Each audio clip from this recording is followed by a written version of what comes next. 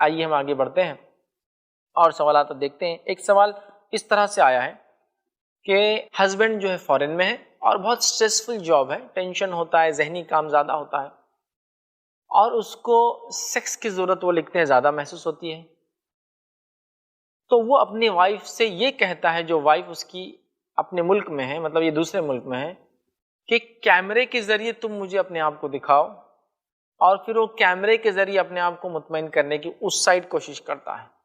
بیوی کا کہنا ہے کہ میں جانتی ہوں کہ یہ غلط ہے، میرے شوہر نے کبھی مجھے پریشرائز نہیں کیا، زبردستی نہیں کی، لیکن وہ اس طرح سے بات کرتا ہے، مجھے اپنے ٹینشنز بتاتا ہے، تو میں مجبور ہو جاتی ہوں اور اپنے آپ کو کیمرے کے سامنے کھول لیتی ہوں یا ویب کیم کے سامنے انٹرنیٹ کے تھرو۔ تو کیا یہ عمل درست ہے اور کیا میں اس میں گناہ گار ہوں؟ تو میں کہوں گا، یاد رکھیے، ویسے تو میاں بیوی کو ایک دوسرے کے جسم کے کوئی بھی حصے دیکھنا جائز ہے، پھر وہ سیدھے دیکھتا ہے یا کیمرے سے الگ بات ہے، لیکن آپ جو کیمرے کی بات کر رہے ہیں، یہ کیمرہ جب نیٹ ورک پہ یہ جو ڈیٹا جائیں گا، آپ کو نہیں پتا کہاں کہاں اس چیز کا مس یوز ہو سکتا ہے اور کون کون اس کو دیکھ سکتا ہے۔ لہٰذا میں یہ کہوں گا، بالکل یہ غلطی مت کیجیے، کیمرے کے ذریعے، ویب کیم کے ذریعے اپنی ریکارڈڈ کیسٹس بھیجنے کا جو معاملہ ہوتا ہے، اس میں بہت بہت بڑا رسک ہے۔ جیسا کچھ لوگوں نے موبائلز میں اپنے کچھ سینس لے لیے، کچھ شارٹس لے لیے، یہ بے حیائی اور غلط ہے، نہیں کرنا چاہیے۔ نتیجہ یہ ہوا، کسی نے دیکھ لیا، ایک جھٹکے واٹس ایپ کر دیا، اور نتیجہ یہ ہوا کہ وہ آدھے گھنٹے پورے دنیا میں جو ہے ہاٹ ویڈیو بنا ہوا ہے، اور اس انسان کا حال یہ ہے کہ عورت چاہتی ہے خودکشی کر لو اور مرد چاہتا ہے کہاں جا کے منہ چھپاؤ، سمجھ میں نہیں آ رہا ہے۔ دونوں میاں بیوی ہے، حلال کام کیا، لیکن یہ ریکارڈنگ کرنے کی غلطی نے ان کی زندگی میں آگ لگا دی یاد رکھی۔ تو میں تو یہ کہوں گا بھائی، قطعاً یہ معاملہ مت کیجیے۔ بیوی سے کہوں گا، آپ جو سوچ رہی صحیح سوچیں، مت کیجیے، غلط ہے۔ شوہر سے کہوں گا، کتنی بھی اسٹریسفل جاب ہو، لیکن یہ طریقہ نہیں ہے، یہ میڈیا صحیح نہیں ہے جس کو آپ استعمال کر رہے ہیں۔ ویسے تو میں کہوں گا اپنے پرائیویٹ فونز میں بھی مت کیجیے، یہ غلطی سے بچوں نے کلک کر دیا، فوٹو کہیں کا کہیں نکل گئی، کچھ کا کچھ ہو گیا تو لینے کے دینے پڑ سکتے ہیں۔ لہٰذا میں کہوں گا، اس انٹرنیٹ کے تھرو یہ جو سوال آپ نے کیا ہے، کیا ہم ٹی وی کے ذریعے، انٹرنیٹ کے ذریعے ایک دوسرے کو بتا سکتے ہیں؟ چونکہ میرے شوہر کی بہت سٹریسفل جاب ہے، میں کہوں گا نہیں۔ اچھا، شوہر اب اس طرف بیٹھا ہے، وہ کیا کریں گا ٹی وی دیکھ کر؟ ظاہر سی بات ہے وہ عمل کریں گا جو نہیں کرنا چاہیے، وہ ظاہر سی بات ہے اپنے ہاتھ کو استعمال کریں گا اس عمل کے لیے۔ میں یہ کہوں گا، اس میں بہت ساری برائیاں شامل ہیں، لہٰذا احتیاط کرے، اجتناب کرے اور ایسی چیزوں میں نہ جائے۔ میں جانتا ہوں یہ بہت سیریس ایشو ہے، شوہر ہو سکتا ہے کئی زمانے سے باہر ہو، اس کو ضرورت محسوس ہو رہی ہو آپ کی، لیکن پھر بھی میں کہوں گا چھٹی لے، کم کمائیں، جلدی جلدی آئے، جو بھی ہو سکتا کرے، فیملی کو وہاں لے کے چل جائے، سب سے اچھا تو یہ ہے۔ لیکن اس طرح کے اوپن نیٹ ورکس پر ریکارڈنگز کے ذریعے یا ویب کیمز کے ذریعے اپنے آپ کو ایکسپوز کرنا بہت بڑا رسک ہے، اور میں چاہتا ہوں اس خطرے میں کوئی بھی مومن مرد اور مومنہ عورت جو ہے کبھی نہ پھنسے، بلکہ ہم کلیئر ہے تو یہ کام بالکل نہ کرے، اور عام اعتبار سے کہوں تو ایسا کرنا شریعتاً جائز نہیں ہوگا اور حرام ہوگا، لہٰذا اس سے ہم اجتناب کریں۔ نہار نہاتے ہیں، کچھ لوگ صحت کی خرابی وجہ سے 3 نہار نہاتے ہیں، مطلب ہفتے میں 2 بار ان کا ہوتا ہے انسان کی صحت ہوتی ہے، حالات ہوتے ہیں، جسمانی کیفیتیں ایسی نہیں ہوتی کچھ لوگوں کی کہ ہر بار نہا سکے، بڑھاپا ہے ساتھ نہیں دیتا ہے، صحت کی کمزوری، جوان ہے لیکن بیمار ہے، بہت چیزیں، لیکن کم از کم ایک بار، اور جمعہ کے دن تو خاص طور سے عادت کے لیے، تاکہ بچوں کو عادت ہو، بیوی کو عادت ہو، گھر والوں کو عادت ہو، سب کوشش کرے کہ جمعہ کے دن نہائے۔ یہ پہلا کام ہمیں جمعہ کے دن کرنا ہے۔ اور اگر کوئی انسان شادی شدہ ہے تو وہ کوشش کرے کہ رات اپنی بیوی سے ہم بستری کریں، اس لیے کہ غسل جنابت جمعہ لینے کا بھی ایک فضیلت ہے، انشاءاللہ آگے آئیں گی وہ فضیلت بھی۔ تو عام آدمی بھی غسل لے، بچے بھی غسل لے، بڑے بھی غسل لے، سہولت ہو تو ایک انسان جنابت کی حالت میں ہو، خود بھی نہائے اور اپنی بیوی کو بھی نہلائے، یہ معنی ہے اس کا۔ بہرحال دوسری چیز جو بہرحال ہم یاد رکھیں گے جمعہ کے دن جو کرنے کی، اچھے اور صاف ستھرے کپڑے پہنیں اور خوشبو کا استعمال کریں اور تیل کا استعمال کریں، اس لیے کہ نبی اکرم صلی اللہ علیہ وسلم فرماتے ہیں، اور حدیث کے الفاظ یوں ہیں، علی کل مسلم غسل یوم الجمعۃ، کہ ہر مسلمان پر جمعہ کے دن غسل ہے۔ پھر آگے فرماتے ہیں، وَيَلْبَسُ مِن صَالِحِ ثِيَابِهِ، اور جو اس کے کپڑوں میں اچھے کپڑے ہو، ان کپڑوں کو وہ جو ہے اچھے کپڑوں کو اپنے زیب تن کرے، مطلب اپنے اوپر ڈالے یا وہ پہنے، مطلب آپ کے پاس جو کچھ کپڑے ہیں ان میں جو بیسٹ کلوتھس ہے، جو سب سے اچھے کپڑے ہیں، ان کپڑوں کو آپ اپنے جسم پر ڈالے، اس لیے کہ جمعہ کا دن ہے۔ وَإِنْ كَانَ لَهُ طِيبٌ مَسَّ مِنْهُ، اور پھر آگے فرماتے ہیں، اور اگر کسی کو اللہ نے خوشبو میسر کی ہے یہ تو خوشبو بھی اس زمانے میں بہت مشکل ہوتی تھی انسان کے، اور آج بھی بہت سے لوگ نہیں لگا پاتے. تو اگر اللہ نے خوشبو میسر کیے تو ضرور پھر خوشبو کو لگائے. ایک روایت میں تیل کے الفاظ بھی آتے کہ تیل لگائے اور خوشبو لگائے. تو اب جمعہ کا دن ہے، غسل لیا، بس جتنے اچھے کپڑے ان کپڑوں کو آپ ڈالیے، اپنے کپڑوں میں جو اچھے کپڑے ہوں، ٹھیک ہے. اس کے بعد آپ جو ہے خوشبو لگائے، اور اللہ نے میسر کیا ہے تو خوشبو اور تیل کا ضرور جو ہے استعمال کریں. اسی طرح جو باتیں حدیث میں ملتی ہے جمعہ کے دن کرنے کی وہ یہ ہے، آپ فرماتے ہیں جو شخص جمعہ کے دن غسل جنابت کرے، یہی روایت سے میں نے آپ سے کہا کہ جو نکاح شادی شدہ اور سہولت ہو تو وہ جو ہم بستری کرے تاکہ پھر وہ جنوبی ہو اور غسل جنابت کرے. تو حدیث کے الفاظ سنیے، جو شخص جمعہ کے دن غسل جنابت کرے اور پہلے وقت میں ہی چل پڑے، غسل جنابت کیا اور اول وقت میں جمعہ کی کہاں چل پڑا؟ مسجد کی طرف چل پڑے، تو گویا اس نے اللہ کے تقرب کے لیے اللہ کی راہ میں ایک اونٹ قربان کیا، ایک اونٹ ذبح کیا، ایک اونٹ صدقہ کیا، جو کچھ اللہ کے تقرب میں، اللہ کے نزدیک.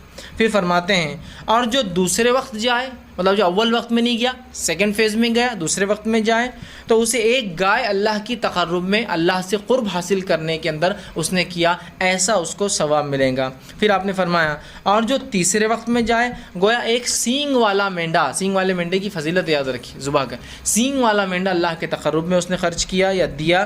اس کے بعد فرماتے اور ایسا شخص جو چوتھے وقت میں جائے، بہت ہی قریب خطیب چڑھ گیا، چوتھا وقت بالکل ایک دم نماز سے قریب، چوتھے وقت میں جائے تو اس کی مثال ہے جیسے اس نے ایک مرغی اللہ کی راہ میں قربان کی. اور جو پانچویں وقت میں گیا، دا لاسٹ کمرس جس کو بولیں گے، اس کی مثال ایسی ہے جیسے اس نے ایک مرغی کا انڈا اللہ کی راہ میں قربان کیا یا صدقہ کیا. اور پھر آپ نے فرمایا میں دیا. اور جب امام خطبہ دینے کے لیے آ جاتا ہے، ممبر پر بیٹھ جاتا ہے، تو فرشتے جو دروازوں پر ہوتے ہیں، جو اندر داخل ہونے والوں کے نام لکھتے رہتے کون کون جمعہ کے لیے آ رہا ہے، وہ رجسٹرز کو بند کر دیتے ہیں اور آ کر خطیب کا تذکیر، جو خطیب نصیحت اور وعظ کرتا ہے، وہ سننے بیٹھ جاتے ہیں. تو گویا کوشش یہ کرنی چاہیے کہ جمعہ کو خطیب کے ممبر پر چڑھنے سے پہلے آنے والا ففتھ ہے کہ تو اس کو انڈے کا ثواب مل رہا ہے. تو ظاہر سی بات ہے اول آنے والا بہت جلدی آ رہا ہے، اذان سے پہلے داخل ہو جا رہا ہے. ہو سکتا ہے دوسرا نمبر اذان کے وقت داخل ہو رہا ہے، تیسرا دوسری اذان کے وقت داخل ہو رہا ہے جو خطیب چڑھ رہا ہے. لیکن یہ تمام لوگ جو ہے خطیب کے ممبر پہ بیٹھنے سے پہلے آ رہے ہیں. اس کے بعد تو فرشتے اپنے رجسٹرز بند کرتے ہیں اور آ کر واعظ و نصیحت سننے بیٹھ جاتے جو خطیب دے رہا ہے. سمجھ رہے ہیں بات کو؟ تو کوشش کیجئے جمعہ کے دن جتنی جلدی ہو سکتا ہے ہم چل پڑے، ہے نا. لیکن کیا ہوتا ہے چیزوں کی اہمیت جب تک سمجھ میں نہیں آتی ہے نا، تو لوگوں کو اول جانا دوم جانا اس کی اہمیت بھی نہیں سمجھتی. ایسا ہوتا ہے نا، واپس نہیں سمجھتی. لیکن اگر کوئی کہہ دے کہ کرکٹ میچ ہے، انٹرنیشنل لیول تو چھوڑ دیجئے، لوکل اسٹیٹ میچ ہے اور میرے پاس کچھ ٹکٹس ہے. اب ٹکٹس ایسے ہے کہ وہ تو ایک اسپیشل وی آئی پی لان ہوتا ہے، اس کے بعد جنرلی اسٹیڈیمس میں نمبرز نہیں ہوتے ہیں، لوگ ترتیب میں بٹھاتے جاتے جیسے لوگ آتے ہیں. تو جو سب سے وہ لائیں گا وہ سب سے نزدیک کی سیٹ پائیں گا اور سب سے نزدیک سے گیم دیکھ سکتا ہے. تو وہاں کیسا اجلت کرتا ہے آدمی کہ جلدی جا کر وہاں بیٹھیں گے تو نزدیک سے دیکھیں گا.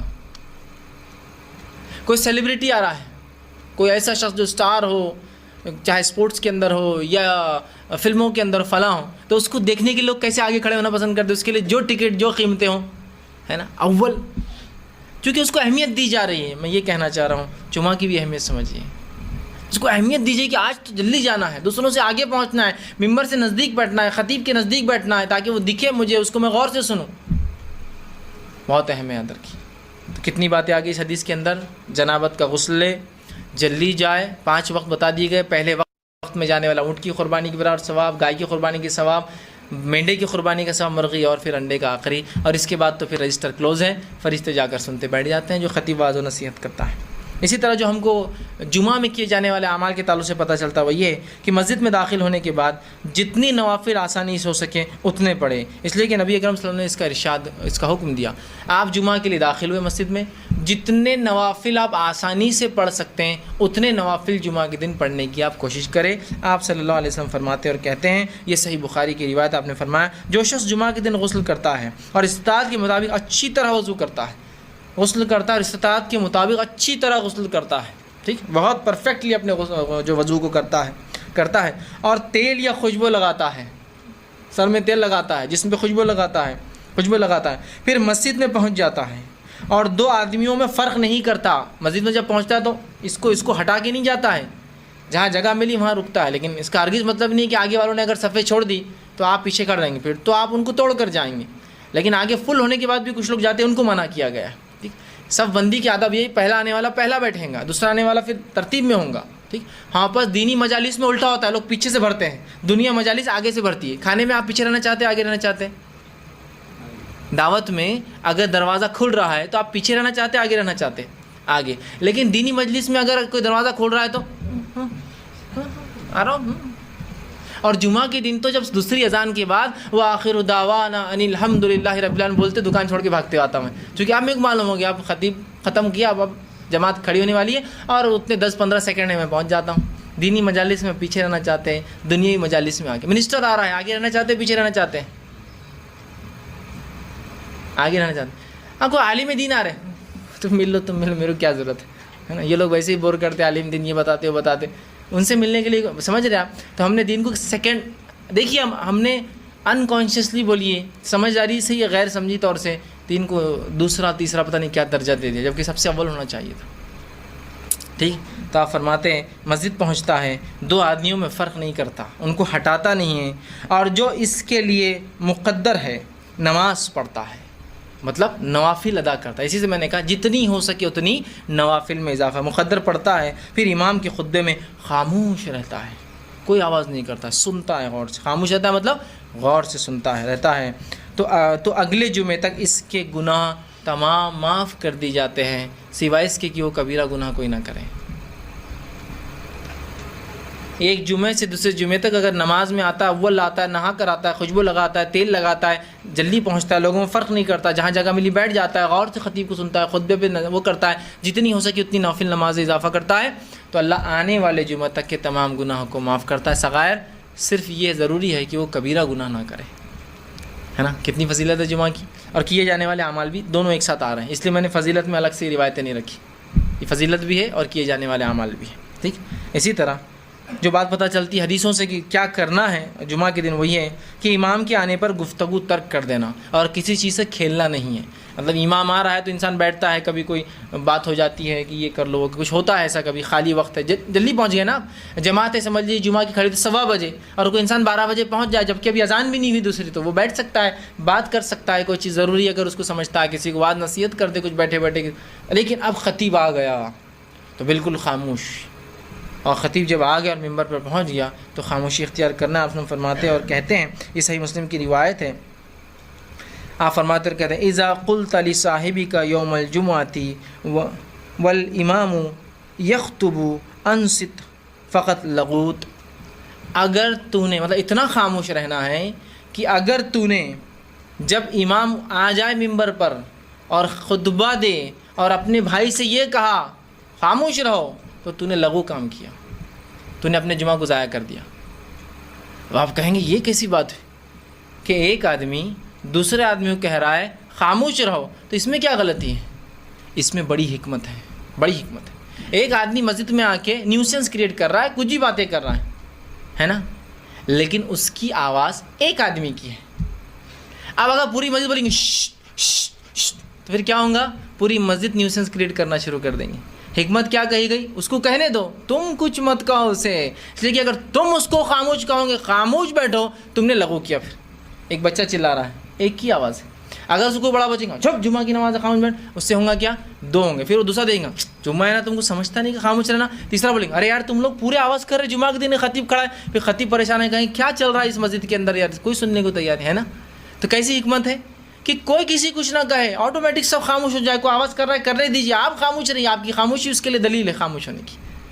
تو اتنا جمعہ کا ادب ہے اور اتنا خطیب کی خطبہ دیتے وقت خاموش رہنا ہے کہ آپ کسی کو اس کی غلطی پر ٹوک بھی نہیں سکتے، یا اس کو یہ بھی نہیں کہہ سکتے تم خاموش بیٹھو، اس لیے کہ تمہارا یہ بولنے سے پوری مسجد ڈسٹرب ہونے والی. خاموش تو تم نے بھی لغو کیا، اور آگے روایت میں آئیں گا جس نے لغو کیا جمعہ کے دن اس کی جمعہ نہیں ہوتی. پھر کتنی اہم بات ہے نا. بالکل آواز نہیں کرنا ہے، خاموشی سے بیٹھنا ہے، ٹھیک، اور کسی قسم کی چیزوں سے کھیلنا نہیں. ایک روایت میں فرمایا جو جمعہ کے دن نماز کے لیے آئے اور کنکریوں سے کھیلے، چونکہ اس زمانے مسجد نبوی ریت تھی، اس میں ریت تو کنکری ہوتی ہے اس کے اندر، کنکریوں سے کھیلے، اس نے لغو کیا، اور جس نے لغو کیا اس کا جمعہ نہیں. اب آج کے زمانے میں چٹائی سے کھیل سکتے ہیں، ہے نا. کچھ بھی مطلب نماز کا وقت ہے اور کچھ بھی پتہ نہیں عجیب و غریب لوگ جو حرکتیں کرتے رہتے ہیں، جیسی کوئی انتہا نہیں. تو یہ لغویات ہے، یاد رکھیے. ایک مرتبہ ایک مسجد میں نے دیکھا کہ اے سی چل رہا اور اے سی نیچے سے کالمز میں سے ہوا آ رہی ہے اس کے اندر. تو ایک جناب وہ نماز خطبہ خطیب دے رہا ہے اور وہاں کھیل رہے، ہوا اتنی اچھی دستی سکھا رہے ہیں، پھر اس پہ کھیل رہے ہیں، وہ دستی اڑ کر اوپر آ رہی ہے، اس کو وہ کر رہے ہیں. پھر ان کے بچے نے بھی دیکھ لیا، اس نے بھی ٹیشو پیپر لا کے اندر ڈال رہا ہوا، ہوا نکل کے آ رہی ہے اسے. یہ بھی لغو ہے.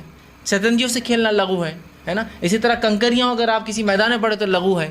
کسی چیز کو بیٹھے بیٹھے آپ بس کریدتے رہتے، یہ سب لغو ہے. مطلب یہ کہ کانشیسلی یا انکانشیسلی خطبہ سننا ہے، تم کہیں بھی اپنے ہاؤ باؤ ہاتھ پیر کہیں بھی نہ ہو، پورا کانسنٹریٹ خطیب کی طرف. اور ظاہر سی بات ہے جب کوئی چیز سے انسان کھیلے گا تو اس کا تھوڑی کانسنٹریشن ادھر رہے گا، ہے نا. تو کہا کھیلنے سے بھی منع کیا اور خاموش بٹھانے سے بھی منع کیا. اسی طرح آپ نے اور فرمایا اور کہا ممسل حسا فقد لگا ومن لگا فلا جمعۃ لہ. جس نے جو ہے کنکریوں سے کھیلا جمعہ کے دن، کیونکہ اس زمانے کنکریاں تھیں، تو اس نے جو ہے لغو کیا، اور جس نے لغو کیا اس کا جمعہ نہیں ہوتا. کتنی اہم بات ہے نا، کتنی اہم بات ہے. اب ہمارے پاس اللہ رحم کرے کچھ لوگوں کو تو ہند پاک میں ہم دیکھتے عادت ہی ہوتی ہے صرف چلانے کی. مسجد میں یہ نہیں ہے، چٹائیں لاؤ، یہ فلاں کرو. آپ کر سکتے جمعہ میں چٹائی میں کمی ہے، آواز برابر نہیں آ رہی، لیکن یہ بالکل خاموشی سے آپ جائیں گے، چٹائی لائیں گے، بچھائیں گے. چونکہ ضروری ہے، باہر گرمی ہے، دھوپ کی شدت ہے، آدمی نیچے نہیں بیٹھ سکتا، لیکن چلانا، چیخنا، پورا مینجمنٹ اپنی جو ہے پورا جس کو کہیں گے لیڈرشپ دکھانا شروع کر. جمعہ چل رہا اور لیڈرشپ چل رہی ان کی ادھر، یہ بچھاؤ، سمجھتا نہیں کہ ہمارے اتنے لوگ آتے ہیں مسجد میں، یہ ان کا اپنا چلتے رہتا. یہ جمعہ کے بعد بھی ہو سکتا ہے، یہ بعد میں مینجمنٹ کو بولا جا سکتا ہے، اتنے ہی شدت سے بولا جا سکتا ہے. بعد میں تو لوگ اور زیادہ ہوں گے اگر آپ کو لوگوں کو بتانا ہی ہے تو، لیکن وہاں ہم کرتے چونکہ ہم کو ادب ہی نہیں پتہ جمعہ کا. ٹھیک، تو کہا پھر اس نے لغو کیا، اور جس نے لغو کیا اس کا جمعہ نہیں ہوتا ہے. ٹھیک. اسی طرح فرماتے ہیں اگر کوئی شخص مسجد میں اس وقت آتا ہے جب امام خطبہ دے رہا ہے تو اسے پہلے تحیۃ المسجد پڑھنا ہے اور پھر نیچے بیٹھنا ہے، سیدھا نہیں بیٹھنا ہے. اس لیے کہ نبی اکرم صلی اللہ علیہ وسلم نے اس تعلق سے فرمایا، اور آپ کے زمانے میں ہوا یہ کہ ایک شخص آیا، آپ نے فرمایا اذا جاء احدکم اليوم الجمعۃ والامام یخطب، کہ تم میں سے جب کوئی شخص مسجد میں داخل ہو اور امام خطبہ دے رہا ہو تو آپ نے فرمایا فلیرکع رکعتین ولیتجوز فیہما، کہ تم میں سے کوئی شخص مسجد میں داخل ہو جب خطیب خطبہ دے رہا ہے تو وہ کیا کرے کہ وہ جو ہے 2 رکعتیں پڑھ لے، ہلکی پڑھے، لیکن بہت لمبی نہیں، ہلکی 2 رکعتیں پڑھ لے اور وہاں جو ہے بیٹھ جائے تخفیف کے ساتھ، ہلکی 2 رکعتیں پڑھ لے اور پھر بیٹھ جائے، ہے نا. کیا فرمایا آپ نے کہ اگر تم میں سے کوئی شخص مسجد میں داخل ہو، امام خطبہ دے رہا ہو تو تم 2 رکعتیں ہلکی پڑھو اور پھر کیا کرو وہاں بیٹھ جاؤ. ہمارے پاس کیا ہوتا ہے، خطبہ چل رہا ہے تو نماز نہیں پڑھ سکتے، تو پھر وہ خطبے میں آتا ہے ایسا جھکتے جھکتے آتا اور اندر گھس جاتا خطبے میں. اس کے بعد پھر خطیب خطبے کے بعد، اچھا یہ خطبہ اردو ہے، عربی بھی نہیں، یہ بولتے ہیں جس نے نماز نہیں پڑھی پڑھ لے، تو پھر سب پوری مسجد اٹھ جاتی. اور ایسا لگتا ہے کبھی کوئی نیا آدمی کو جماعت کھڑی ہو رہی ہے وہ بیچارہ کھڑے ہو جاتا ہے، اگر سمجھو وہ غیر اردو زبان کا آدمی ہے، اس کو لگتا ہے سب کھڑی ہو رہی ہے، وہ بھی کھڑا ہو جاتا ہے. بعد میں دیکھتا سب اپنی اپنی نماز مان رہے ہیں، ہر آدمی اپنی اپنی کر رہا ہے. اور اس عمل کی وجہ سے کہ دوران خطبہ ہمارے پاس روکا جاتا ہے نماز پڑھنے سے، جبکہ رسول اللہ نے حکم دیا. بلکہ آپ ایک بار جمعہ کا خطبہ دے رہے تھے، ایک شخص آ کر بیٹھ گیا، آپ نے کہا ایک شخص نماز پڑھ لے پھر بیٹھ، وہ شخص کھڑا ہوا، نماز پڑھا اور پھر بیٹھ گیا. آپ نے اسے پڑھنے کا حکم دیا نماز، تاکہ وہ تحیۃ المسجد پڑھے اور اس کے بعد بیٹھے. ہمارے پاس یہ حال ہے کہ کوئی آ کر اگر نماز پڑھے، ارے خطبہ چلا رہا ہوں اردو. ویسے خطبہ جمعہ کے 2 ہونا چاہیے، ہمارے پاس خطبہ جمعہ کے 3 ہوتے ہیں، ہے نا. ایک اردو میں پہلی اذان کے بعد ممبر سے نیچے، ایک عربی میں دوسری اذان کے بعد ممبر کے اوپر، پھر خطیب بیٹھتا ہے بیچ میں ایک بار پھر کھڑا ہوتا ہے، پھر وہ تیسرا ہوتا ہے مطلب دوسرا خطبہ عربی میں ممبر پہ سے. جبکہ رسول اللہ کے زمانے میں خطبے صرف 2 ہوا کرتے تھے. اب دوسری اذان کے بعد، مطلب معاف کرنا آپ کے زمانے میں تو دوسری اذان نہیں ہوتی، ایک ہی ہوتی. اذان کے بعد خطیب کھڑا ہوتا سیدھا ایک، اس کے بعد بیچ میں بیٹھ کر اٹھتا 2.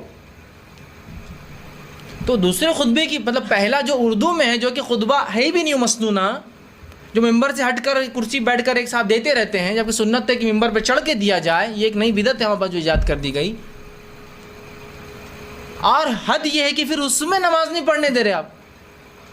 اور چونکہ بعد میں اعلان ہوتا ہے کہ جس نے نفل نہیں پڑھی پڑھ لے، سب اٹھ کر پڑھتے ہیں، تو جو پہلے آتا ہے وہ اس لیے نہیں پڑھتا ہے کہ بعد میں سب پڑھیں گے تو اچھا نہیں لگتا اپن بیٹھے ہوئے ہیں، تو اس نے بھی نہیں پڑھتا ہے، ایک سنت تو ختم کرتا ہے، جمعہ میں بیٹھ جاتا ہے، پھر اعلان ہوتا ہے کہ پڑھ لو، تو پھر سب کھڑے ہوتے ہیں، پوری مسجد ایسی کھڑی ہوتی ہے جیسا کہ جماعت کھڑی ہو رہی ہے، لیکن سب اپنی اپنی پڑھتے ہیں، پھر خطبہ اذان ہوتی ہے اور پھر خطبہ ہوتا ہے۔ کیسے ہم سنتوں کو ختم کر رہے ہیں ایک کے بعد ایک؟ نہیں کر لیے تو کیا ہوا، بیٹھ گئے تو کیا ہوا، بس یہی تو مسئلہ ہے نا۔ تو امام خطبہ دے رہا 2 رکعت پڑھ کے بیٹھ جائے۔ اسی طرح جو ہے جو شخص مسجد میں بیٹھنے والوں کی جو ہے گردنیں پھلانگتے ہوئے نہ آئے اور نہ ہی ان کے درمیان فرق کر کے بیٹھے، اس لیے کہ آپ کے زمانے میں ایک شخص جمعہ کے لیے آیا اور گردنیں پھلانگتے ہوئے وہ اوپر سے پیر ڈالتے ہوئے آنے لگا، آپ نے فرمایا اور کہا اجلس فقط ازیت، بیٹھ جا، تو نے تکلیف دی لوگوں کو، اور وہ بیٹھ گیا، چونکہ تکلیف دینے والی بات ہے، ٹھیک۔ اسی طرح جو ہے جمعہ کی اذان کے بعد خرید و فروخت کرنا یاد رکھیے حرام ہے، دکانیں بند کرنا، اس لیے کہ اللہ نے کہا سورہ جمعہ کی آیت نمبر 9 کے اندر کہ یا ایھا الذین آمنوا اذا نودی للصلاۃ من یوم الجمعۃ فاسعوا الی ذکر اللہ وذروا البیع، جب تم اے لوگو ایمان لانے والو اذان سن لو جمعہ کی تو اللہ کے ذکر کی طرف دوڑو، نماز کی طرف دوڑو، خطبہ سننے کے لیے دوڑو اور اپنے تجارت کو بند کر دو۔ تجارت بند کرنا یہ کرنا حرام ہے اور بند کرنا واجب ہے ہم پہ۔ اسی طرح جمعے کی ادب فضیلت اور جو چیز ہم کو کرنا وہ یہ کہ جمعہ کے رات اور دن سورہ کہف پڑھنا چاہیے، کبھی بھی جب بھی موقع ملے۔ رات اور دن سے مراد جمعرات، ہم بات چونکہ وہ جمعرات، وہ جمعے کی رات کو بولتے ہیں جمعرات، اور جمعہ کا دن، اور رات پہلے آتی ہے اسلام میں، دن بعد میں، تو جمعرات جب گزر جاتا ہے اس کی جو رات آتی ہے وہ ہوتی ہے جمعے کی رات اور دن، تو سورہ کہف ان میں سے کبھی نہ کبھی پڑھنا چاہیے، اس لیے کہ آپ نے فرمایا اور کہا، یہ مستدرک حاکم کی روایت اور صحیح، آپ نے فرمایا من قرأ سورۃ الکہف فی یوم الجمعۃ اضاء لہ من نور ما بین الجمعتین، جو شخص سورہ کہف کو پڑھتا ہے تو ایک جمعہ سے دوسرے جمعہ تک ایک نور اس کے لیے جو ہے چمکتا رہتا ہے۔ تو کوشش کرے جمعہ کے دن سورہ کہف پڑھنے کا اہتمام کرے۔ اسی طرح جو ہے رسول اللہ صلی اللہ علیہ وسلم جمعہ کے دن جو ہے رسول اللہ صلی اللہ علیہ وسلم پر جمعہ کے دن کثرت سے درود بھیجنا چاہیے۔ آپ صلی اللہ علیہ وسلم فرمایا اور کہا جمعہ کے دن اور رات، یہ بحقی کی روایت اور حسن درجے کی حدیث ہے، جمعہ کے دن اور رات کثرت سے مجھ پر درود پڑھا کرو، جو اس کی تعمیل کرے گا میں قیامت کے دن اس کے لیے گواہ اور سفارشی بنوں گا۔ جمعہ کے دن خاص طور سے رسول اکرم صلی اللہ علیہ وسلم پر درود زیادہ سے زیادہ بھیجنا چاہیے۔ اسی طرح جمعہ کے دن کثرت سے زیادہ دعا کرنی چاہیے، اس لیے کہ آپ صلی اللہ علیہ وسلم نے فرمایا اور کہا کہ جمعہ کے دن ایک ایسی گھڑی آتی ہے، یہ صحیح مسلم کی روایت، ایسی گھڑی آتی ہے جس میں مانگی گئی دعا اللہ رد نہیں کرتا ہے۔ جمعہ کے دن ایک ایسی گھڑی آتی ہے جس سے مانگی گئی دعا اللہ رد نہیں کرتا ہے۔